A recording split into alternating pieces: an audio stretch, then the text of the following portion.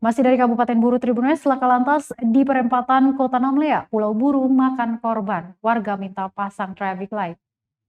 Warga minta pemerintah daerah memasang traffic light atau lampu pengarah lalu lintas di perempatan Masjid Al-Buruj, Namlea, Kabupaten Buru. Hal itu diungkapkan salah satu warga menyikapi kejadian kecelakaan lalu lintas atau laka lantas di salah satu perempatan pusat ibu kota kabupaten itu. Menurutnya, laka lantas di kawasan itu terjadi karena tidak adanya lampu pengarah lalu lintas. Diketahui terjadi laka lantas tepat di perempatan Kamis siang yang melibatkan sebuah minibus dan sepeda motor. Dari kejadian itu, 4 orang mengalami luka-luka dan langsung dilarikan ke rumah sakit setempat untuk penanganan medis. Pantauan tribunambon.com usai kejadian, aparat Satlantas Polres Pulau Buru langsung mendatangi tempat kejadian untuk dilakukan penanganan.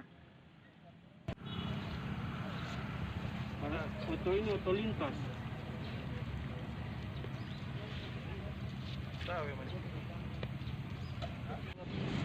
Dia kan mau masuk sholat, dia betul sudah.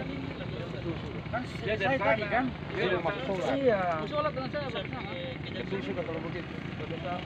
Kenapa dia keluar jalur sana?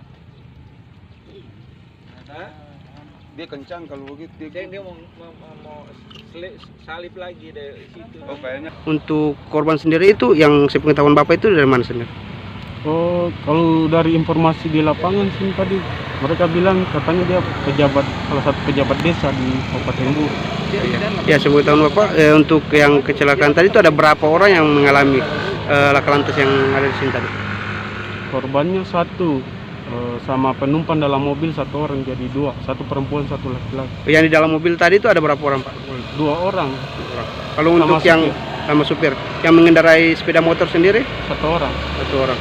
Kalau untuk kecelakaan yang terjadi di perempatan, mungkin harapan kita bagaimana untuk menghadirkan lampu merah di setiap perempatan. Karena ini kan kecelakaan pada saat di perempatan.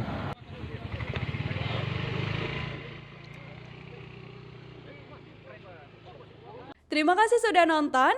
Jangan lupa like, subscribe, dan share ya.